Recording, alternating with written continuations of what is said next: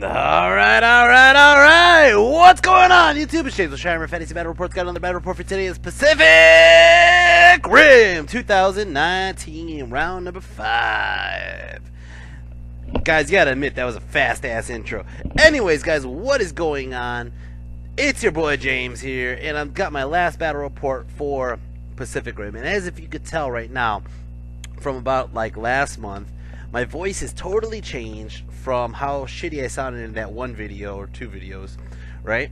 Because I'm feeling a lot better. I'm feeling a lot healthier. For the record, I'm recording this right before New Year's, alright? But this video probably will not be edited till I come in back to work tomorrow, so you guys will get this like New Year's Day or the day after. Anyways, just saying that. So I want to throw out a couple shout outs before I forget.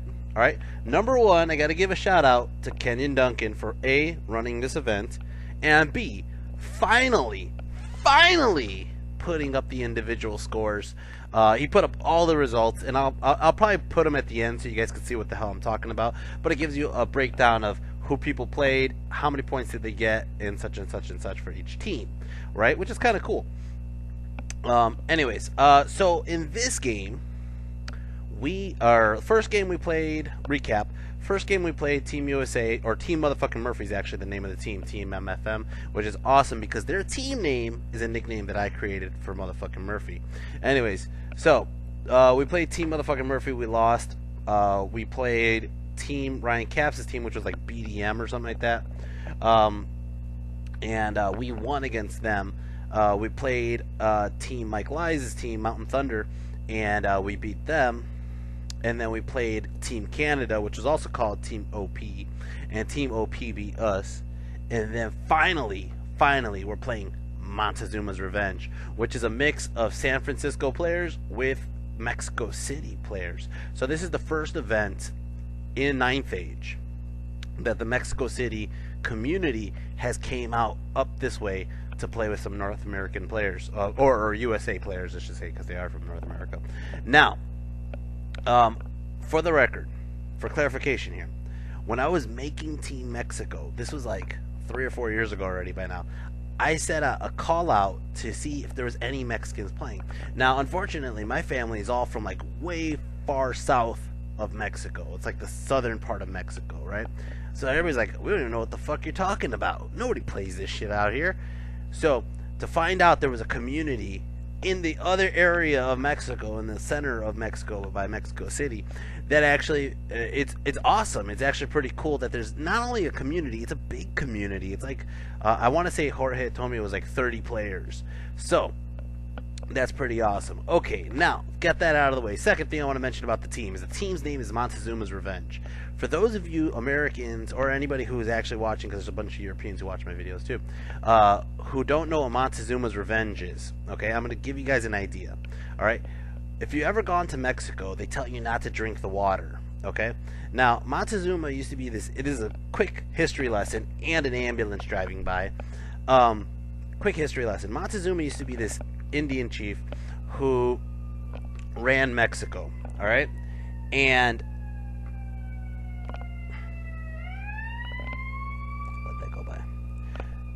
when he was getting conquered by, I want to say it was like Spain or France, I don't remember who it was, and he ended up dying, a bunch of those foreigners started getting really sick by drinking the water, and when they get sick from drinking the water, they would have the shits. So ever since then, they've just been calling it Montezuma's Revenge.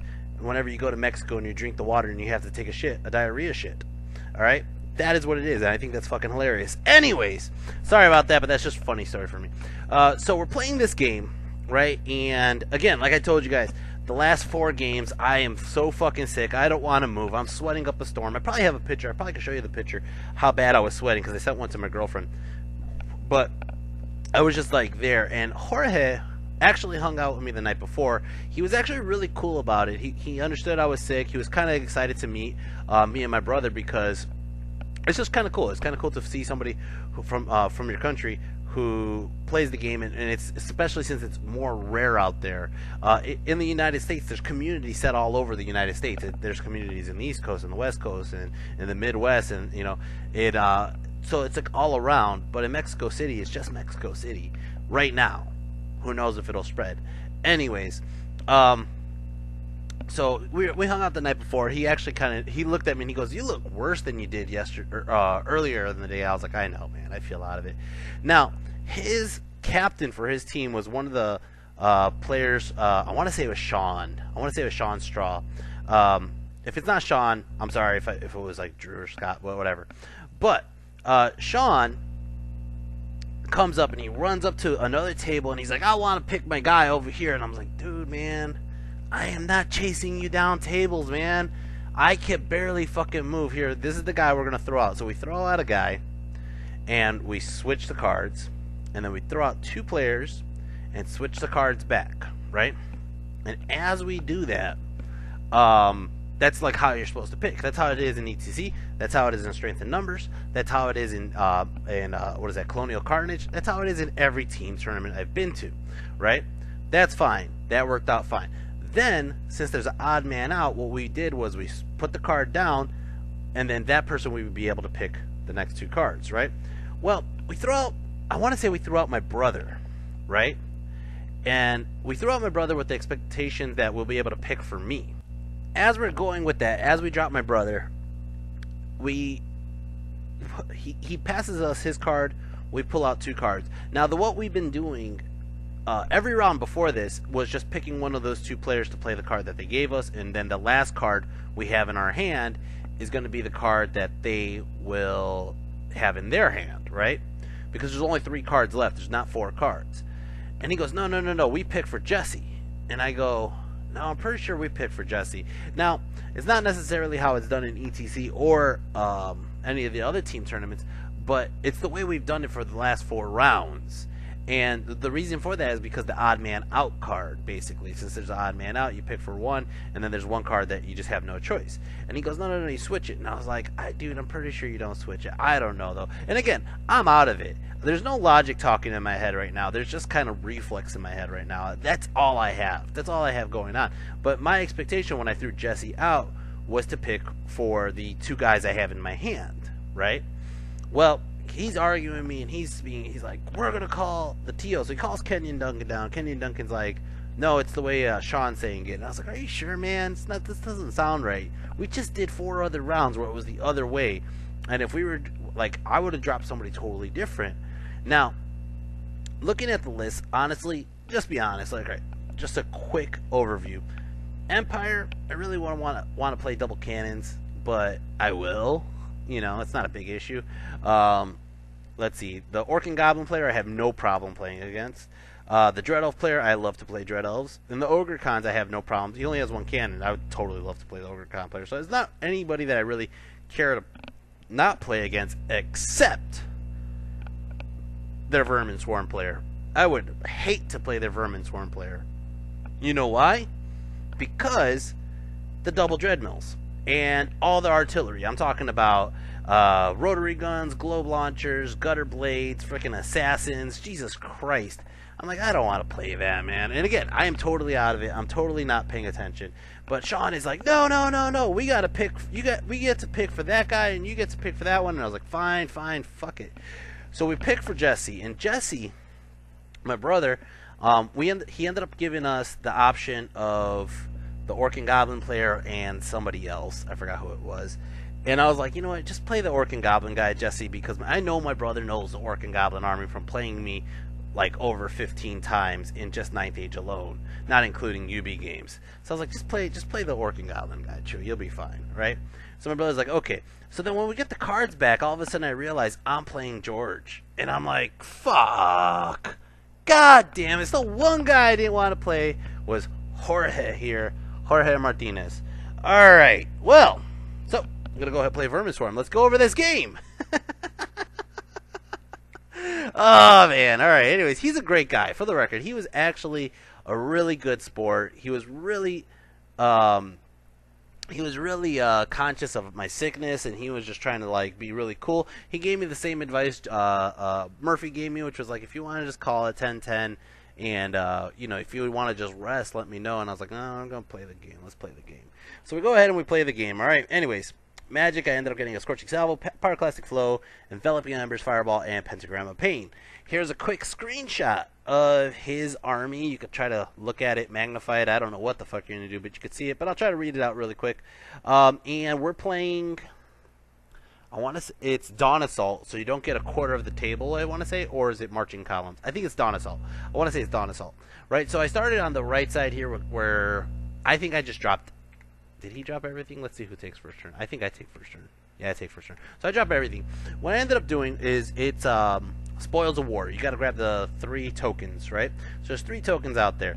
Now there's an impassable right in my way in the beginning, right in the middle. You see that? But I put my savages close enough where they should be able to get to that center token. I put the goblins on the right. They're actually going to try to go for the far right token, and there's other goblins on the far left side to try to go for that. Now, I don't like spreading my goblins that far out because the panics, right? But at the same time, those are the only scoring units I have, so they're the ones who have to run for the tokens. I put the A-Rock on the right side, just basically going to try to run up the right flank, and then savages in the center, and then the trolls and the K-Pack in the center on the left side. Now, I did this on this left side over here. I put KOOOPAA here, and I did this on purpose. I dropped KOOOPAA next to the BGKs, next to the trolls, because I expect him, I totally expect him to drop both Doom Wheels on this side. If he does so, KOOOPAA's bailing, and that is the plan. That is the plan.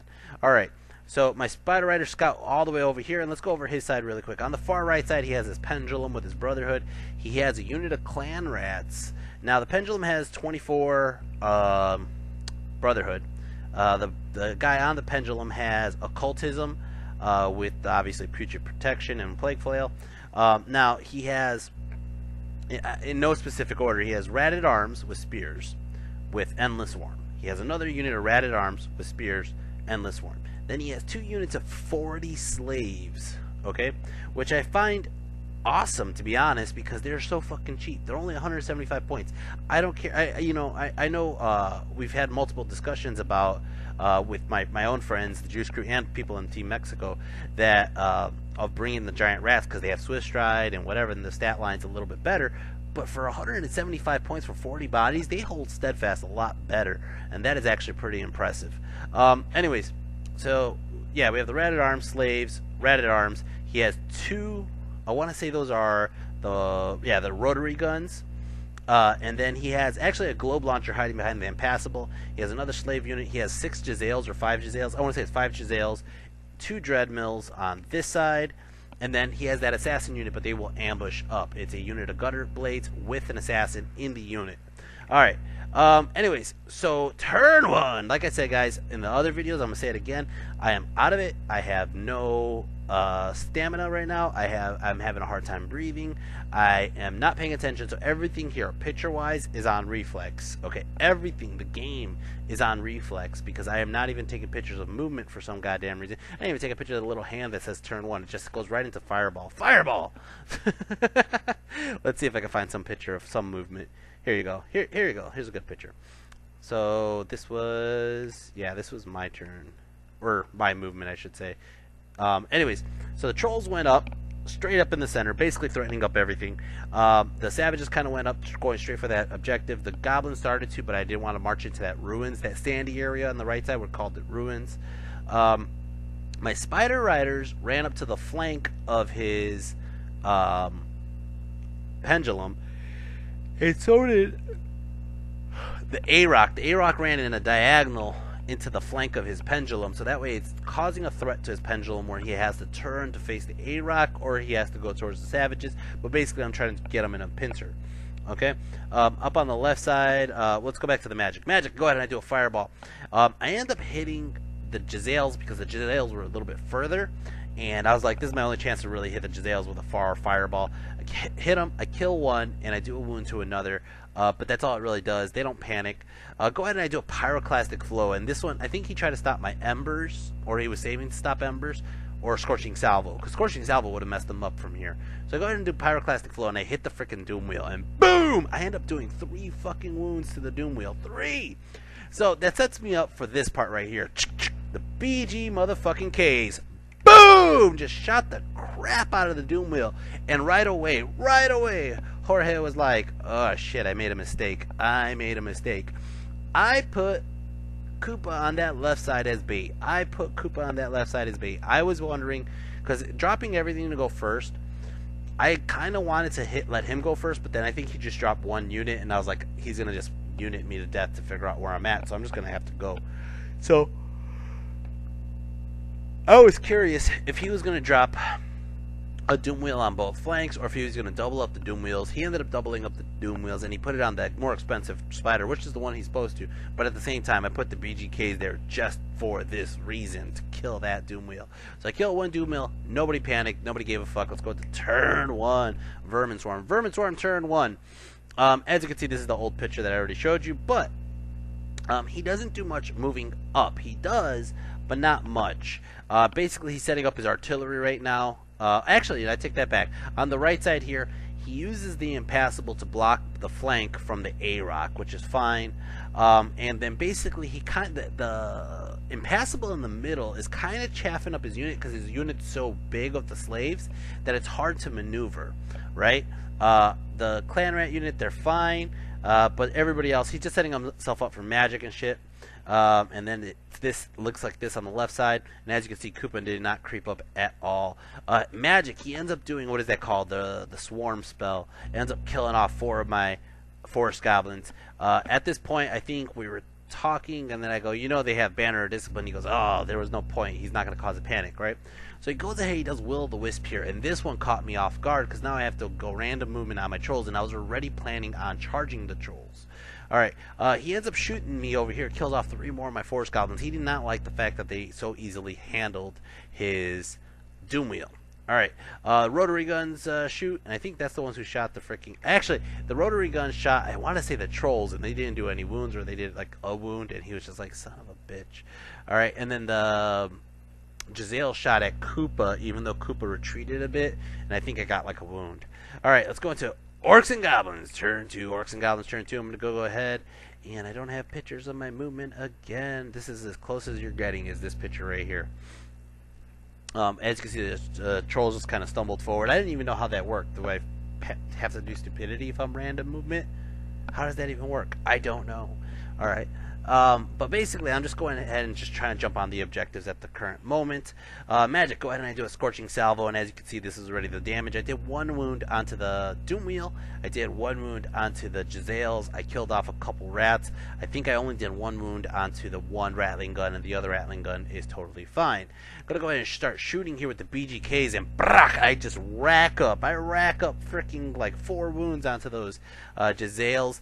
I'm just trying to knock the Giselles down, because the Giselles actually could just shoot the crap out of my general and just wipe, like, you know, start just plinking wounds off. So that's kind of why I'm just focused on the Giselles. Also the Doom Wheel as well, but I'm not putting my general anywhere close or with easy line of sight, so that he can't really just shoot me. Anyways, let's go into Vermin Swarm turn 2. Vermin Swarm turn 2. Going into his magic. He got to 6 on the flux. Goes ahead and hits these guys. I forgot with what spell. Kills off 2 of my savages. Throws up Bewitching Glare onto my trolls. He's planning on just freaking killing me with the freaking battle focus shooting. He ends up shooting off 1 of my trolls and doing another wound. So that, like, he did 4 wounds, but it was out of all his shots. All his shots. We're talking about 2 rotary guns, Giselle, Doom Wheel, and Warp Block pistols. And there was another one I'm missing. I forgot. Anyways, there was a shit ton of shots at these guys, and basically I just had ridiculously good regen saves, and basically the trolls are still standing. He realizes the trolls are his biggest threat at the moment, because the trolls have creeped up so far forward they could charge wherever the fuck I want. So let's start off turn 2, Orcs and Goblins. Orcs and Goblins turn 2 on 3, 2, 1. Wog! I'm gonna wog. Now I'm charging my trolls. First off, I charge my trolls into his healthy Rattling Gun, and the reason I did this is A, it's the closest target I could charge, right? B, if I overrun, I will overrun into his wizard bunker, okay? And C was I was totally expecting him to run away, and he chose not to flee. I was like, what? We talked about this afterwards. I think that it was a mistake. I think he should have fled, right? Because there's always a possibility I fail my redirect, and there's always a possibility I fail the longer charge, right? But he was thinking I was gonna. His thought process was I was gonna charge the rat gun. He runs away. I charge the other rat gun. He runs away, and he doesn't have any shots, and he wants to keep his shots. He's just hoping I failed his charge, right? So I'm like, all right, it wasn't that far of a charge with Swift Stride. It was like maybe like a 6 or so. I want to say it was like an 11, and then I needed 6 less 5. So it must have been like 13 then or so. Anyways, he holds. I'm gonna get in. Over on this side, this is shooting already. Shit, where's the picture of the whatever? Anyways, so I get in, right? And then we got magic skipped because it doesn't look like it did much in magic shooting. I'm going to go ahead and start shooting. I kill off the Giselles. I do one more wound onto the Doom Wheel, and I think I just hit a couple slaves, but that didn't really matter too much.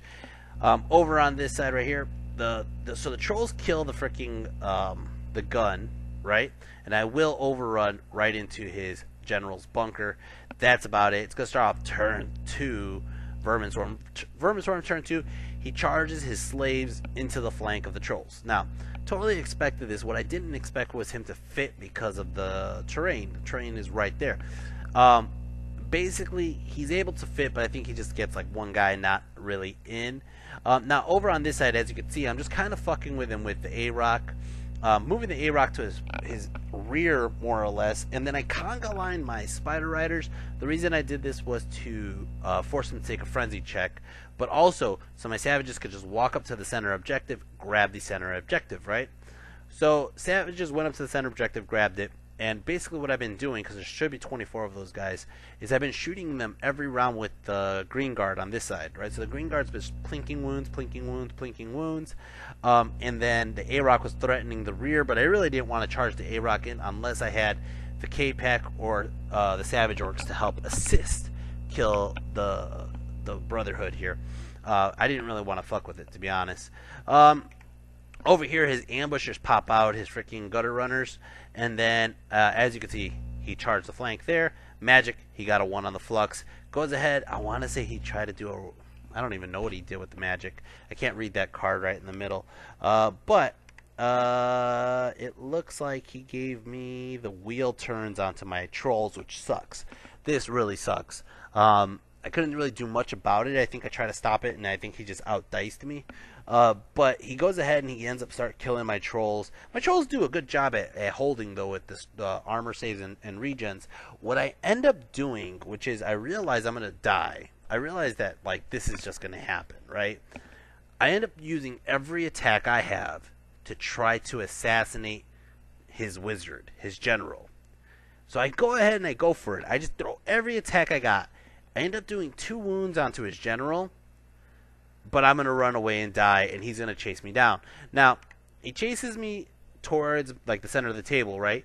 But with doing so, he didn't really run that far. I didn't really run that far, but it's going to go ahead and start off my turn. Orcs and Goblins turn 3. Orcs and Goblins turn 3.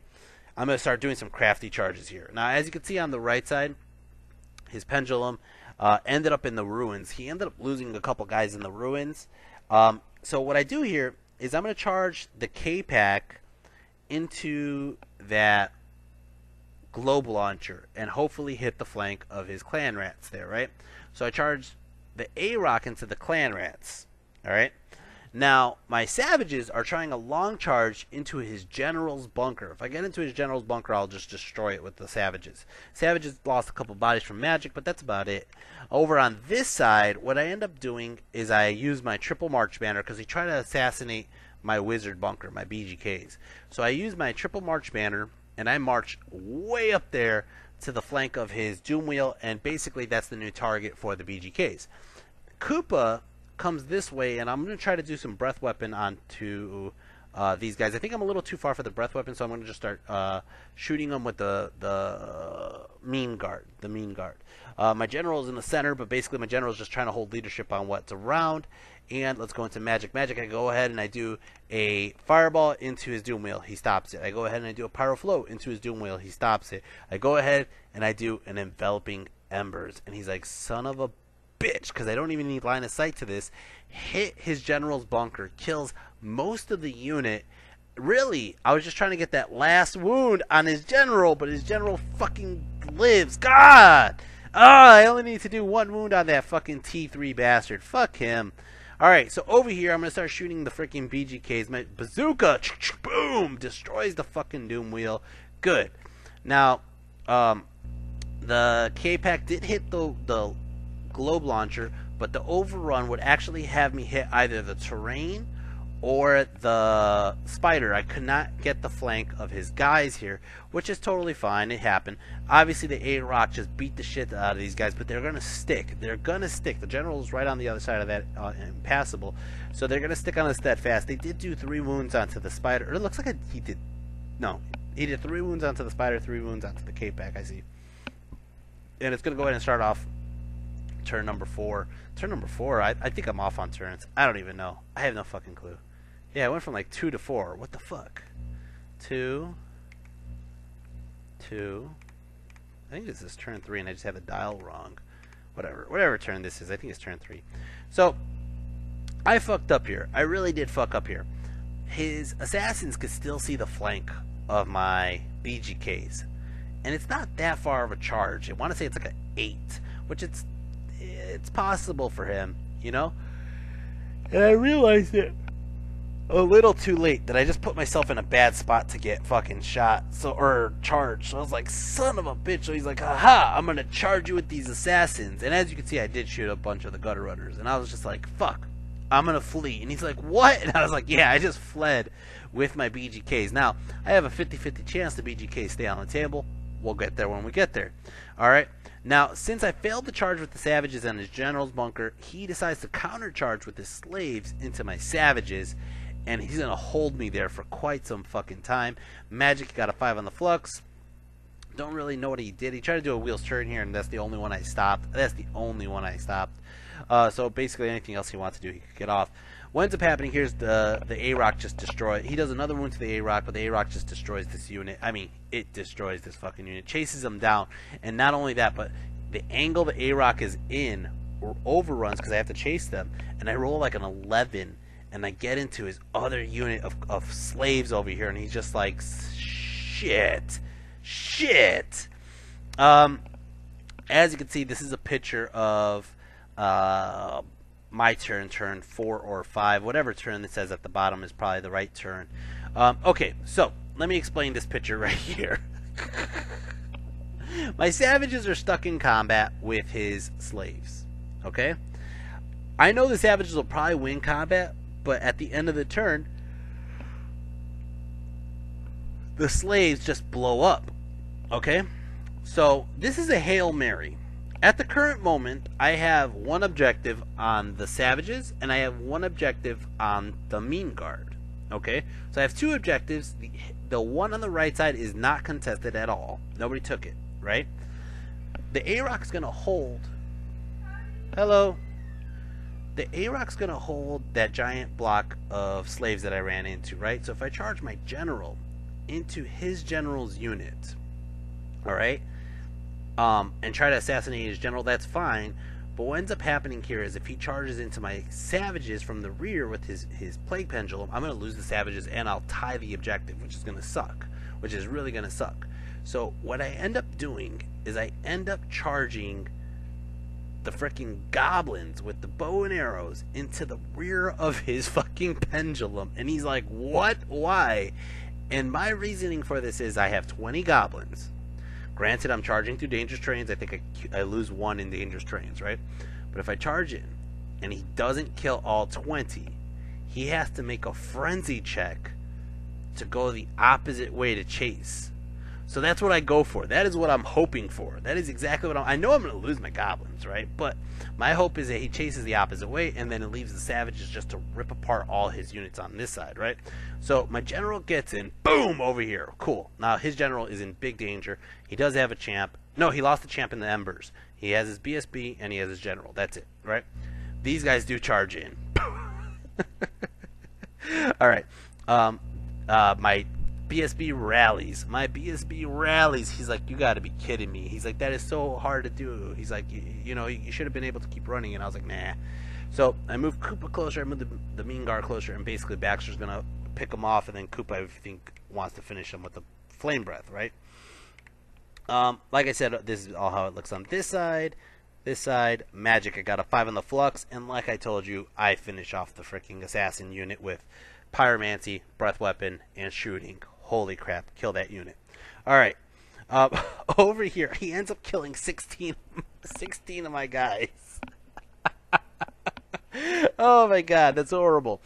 And I lose combat, I'm going to run, and I make him take the frenzy check, and the first thing he does is he rolls 2 dice. And I was like, you gotta roll the third one, you gotta roll the third one. He rolls the third one. He rolled a 2, 2, and a 1.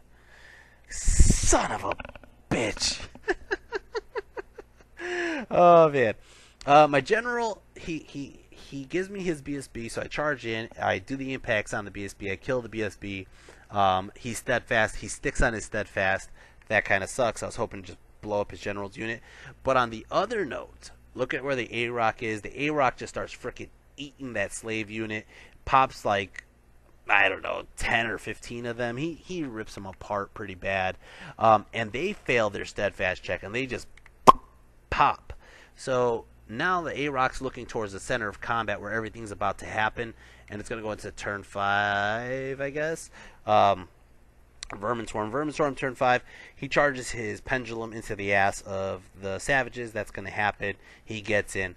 This is going to be ugly and bloody and unfortunately not really good for me. Magic, it is turn 5. Look at the magic cards. He gets a 3 on the flux. And I don't even know what the fuck he did, but he ends up killing a bunch of my savages. He looks at his kills 2, 4, 6, 8, 10 of my savages.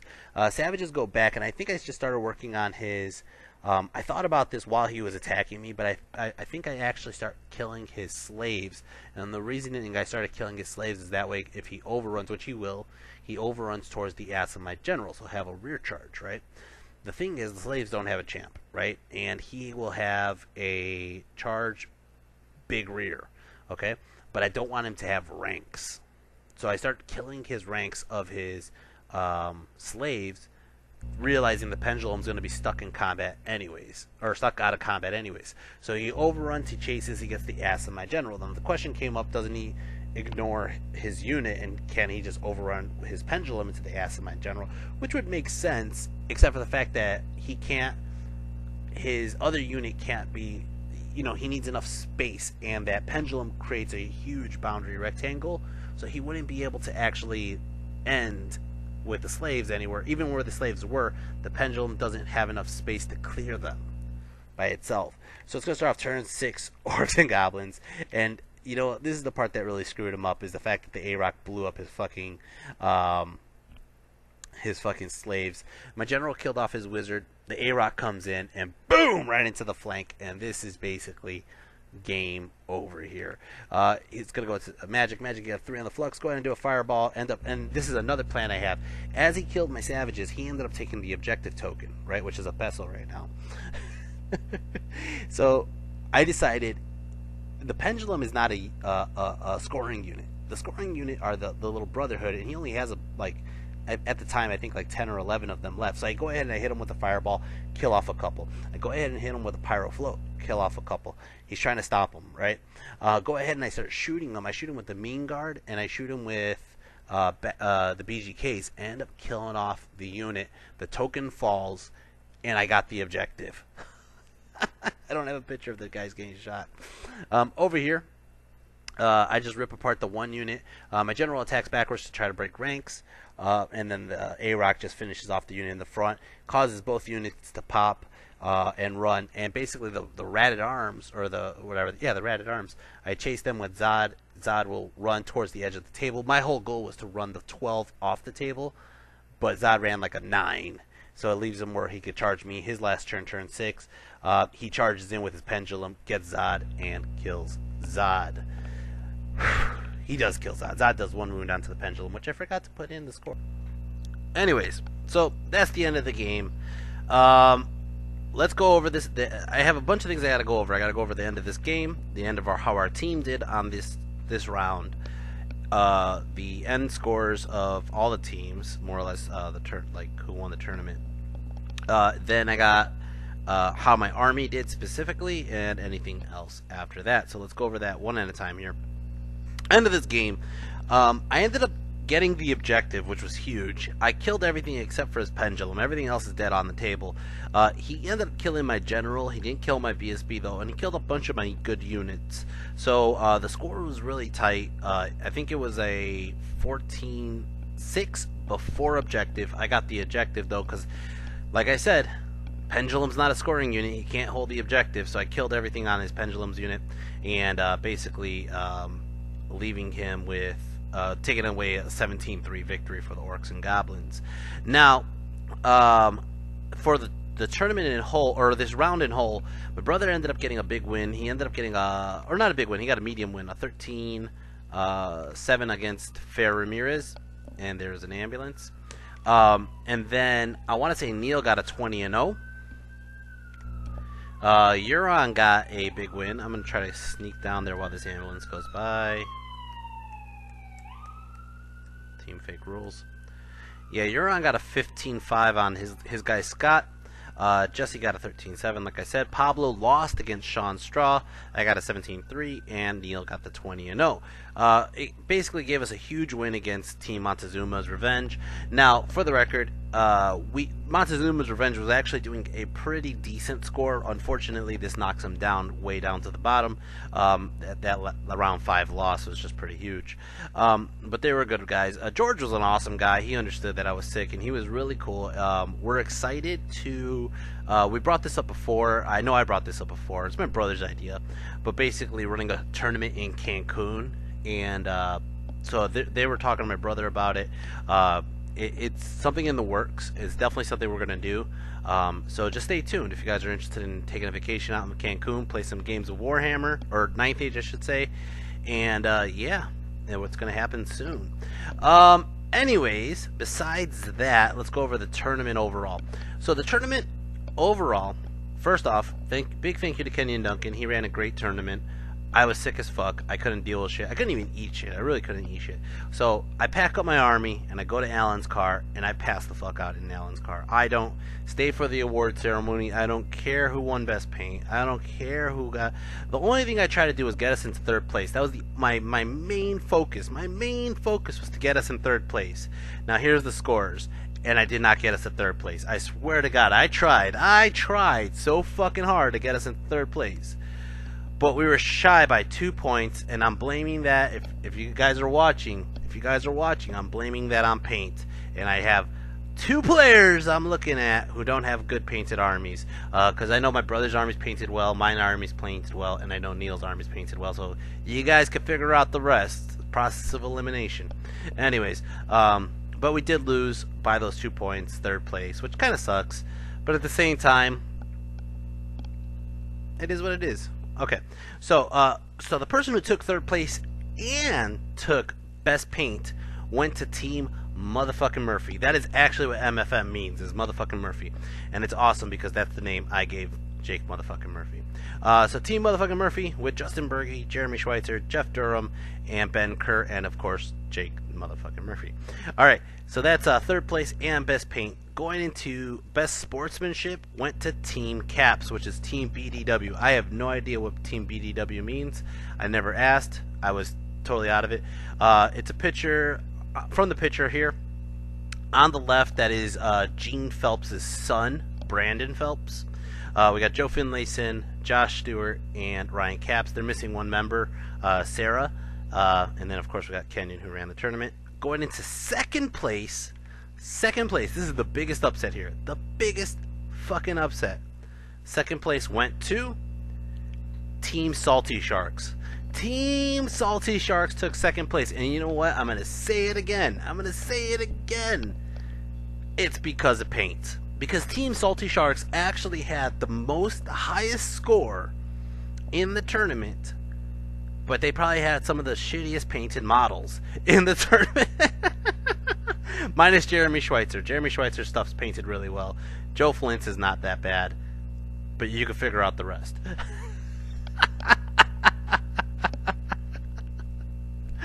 Oh, they got beat by paint by 2 points. But they did really well. They took best general. They got a bunch of awards.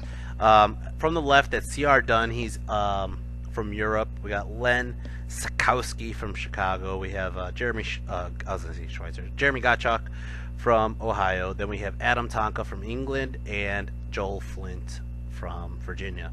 There. And then going into first place, the biggest upset of the whole tournament. The biggest upset, and they beat us. It went to Team Canada, Team OP. And I'm going to butcher who's who here. All I know is on the left is Lawrence Mathis because I fought him twice. And on the bottom is Matt Lau with the trophy. The other three guys is Doug Lamb. Man, I told you I was going to butcher it. I totally am going to butcher it because I don't remember who's who. Boom, boom, boom, boom, boom, boom, boom, boom, boom. Where's Team OP? There we go. We got Matt Lau, Mathis, Doug Lamb, Ryan Freeberg, and Ryan Trout. They're both Ryans. I couldn't have messed that up. The way I did mess it up. Anyways, guys, that was the tournament. That was actually a pretty fun tournament. It sucked that I was under the weather. Really quick, here's a picture of me. Doop, right away. I swear to God. I got on that plane. I felt like shit. Actually, the plane ride wasn't that bad. It was going through the airport that was bad. Carrying an army when you can't breathe for shit. I just said this to Omar on a text message. Can't breathe for shit. Carrying the army, getting through the airport, and then freaking O'Hare Airport in Chicago has, like, if you want to get an Uber, you have to go to a specific terminal to get the Uber. So I had to walk to that terminal, catch my Uber, go straight home, straight to the freaking clinic. Met my client there. She took care of me, and now I'm better. So, let's go over my army really quick. Let's go into. Let me pull up my spreadsheet while you guys are watching this. All right. So in last place was the K-Pack. K-Pack ended up only getting 243 points total. Most of those points came from George's game, which was like from killing one globe launcher. That's it. It was pretty bad. Now here's the thing. I know Phil Carl's watching my video right now. Phil Carl is going to tell me that he keeps telling me I got to get rid of the K-Pack. K-Pack's underperforms. The thing is, actually in this tournament, I felt like the K-Pack did a really good job as a threat and forced a lot of people to focus their attention on either the K-Pack or the Spiders, and a lot of people chose the K-Pack, which let the Spiders do their job, and the Spiders did a great job this tournament. I really do think both Spiders did decent this tournament for what they did. So the K-Pack got last place, 9th place, 243 points. Last tournament was, what was last tournament? Not Mayhem in the Mountains. Excuse me, it was 10th place for the K-Pack. So K-Pack got 10th place, which means next up would be 9th place, the Green Guard. The Green Guard actually did decent for what they are. They basically, I mean, they're a 180 point unit basically, or 170 something point unit, 175 or some shit like that. So it's not that bad for 438 points. They shot a bunch of shit. They caused some threat to the scenario last round. And in 8th place goes to the Mean Guard. The Mean Guard ended up actually getting triple the amount of the Green Guard, and I think that's just like a right place, right time scenario. They did get the objective that last round, which basically almost gave them the MVP award, but there is another MVP for last round. Okay, let's figure out who is next. Next would be you, I think. Yeah, it's you. Man, my points are all jacked here. Okay. Alright, so 7th place goes to the Footclan. Footclan did horrible. They actually, I'm not going to lie, they actually got points every round, but some of the points they got were not as good as, none of them were as good as they cost. They cost about 700 points. The closest they got was in Josh's game, taking 661. So they were not worth it this tournament, but you know what? Other tournaments, they have proved to be a force to be reckoned with. I think this list that I have, it's very in-your-face list, and everybody's kind of sharing, especially my melees are sharing those points, so it kind of... I just think that it wasn't their tournament, to be honest. 6th place goes to KOOOPAA, you fat fuck. KOOOPAA actually did not do so great. He got He did get a good kill on Murphy's game. He did not get a good kill on Josh's game. He had the opportunity to get a good kill on Josh's game. David's game, he did okay. Mathis's game, he did okay. And then George's game, he actually did okay. So he got 6th place, which is not that great. And then in 5th place, by over 1,000 points, over 1,100 points more than KOOOPAA, is the A-Rock, which doesn't make any fucking sense because the A-Rock did not even participate in 2 games. 2 games, A-Rock got 0 points. So all 3,000 of these points comes down from David's game, Lawrence's game, and George's game. 4th place went to General Zod, and Zod really took 3,046 points, and most of those points were off of David. Zod was just a murder machine in David's game, got 1,600 there. This game he got 951, which is actually pretty decent, but puts him at 4th place. It's good to see Zod back on the table. I'm actually kind of happy to see Zod back on the table. 3rd place goes to the BG motherfucking Ks. The BG Ks took 3,500 points, 3,486. 3,500 points, holy shit. Holy shit. And that only leaves 2 people in 1st and 2nd, and you won't believe who took 1st. You won't believe it, okay? Actually, you won't even believe who took 2nd. 2nd place went to the Cave Trolls. Cave Trolls took 4,005 points. 4,000 points by the Cave Trolls. Cave Trolls were the biggest threat I had on the table for a lot of games because a lot of people didn't have a way to deal with them. And that was my biggest push on why they're in my list. They have such defensive skills. Their offensive output isn't as great as their defensive output, and that honestly was fine. It did great. It got 4,000 points in my games. And then if I knew they were gonna die, I was just gonna puke on shit before I died. 4,000 points. They grinded more than some of my units combined. That's actually pretty decent. That's pretty decent. But that leaves, for the first time ever, guys, my tournament MVP was Baxter the Pyromaniac. Holy shit! Holy shit! Baxter the Pyromaniac, and he's not only the tournament MVP, but he's the MVP this game too. He took 4,459 points. Holy shit. Now granted, it's a team tournament. So a team tournament, I was able to pick my matches, and my matches were a lot less armored fellas, basically, just so I could have a little bit more pyromancy friendly games. I really didn't pick this game against George. That just happened. I really didn't pick the game against Mathis. That kind of happened. The game against David was more or less, it was a choice. And Josh and Murphy was kind of not really a choice. That was more that who did Jesse not want to fight. So really I only picked like Josh and David. Fucking Baxter the Pyromaniac. Ugh. Now I know some of the people, especially Sylvan Elf players. I saw a post I was tagged in one day, and Sylvan Elf player was like, ThiHammer only plays with Pyro for the last so many months. Don't you guys see if Pyro is broken? I understand that coming from a Sylvan Elf player. Pyromancy is not broken, dude. Pyromancy is not broken. Yeah, he took tournament MVP this game, but I can show you other tournaments he did not get nowhere near as many points. But this game, this tournament specifically, Baxter was on fire. Anyways, guys, I'll put up my little cartoon or my little comic version of Baxter that I painted up way back when, but that's Baxter right there. Anyways, he's my G this tournament. Alright, so we went over this game, we went over the tournament in total, we went over my sickness, we went over my army list. I think that's all we had to talk about. We went over the MVP. So guys, if you like my video, hit like, share, and subscribe.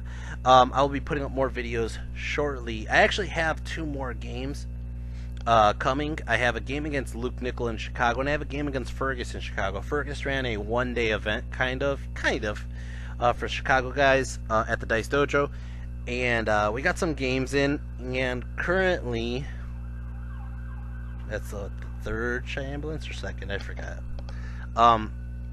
Currently, I'm talking to Len about getting a game with him on the weekend, so hopefully I'll get a game against Len. To be honest, I don't see the game against Len going very well for me because he's playing a lizard army that has a lot of counters to my army. But we'll see how it goes. But I want to get you those other 2 games against Luke and Fergus as soon as possible.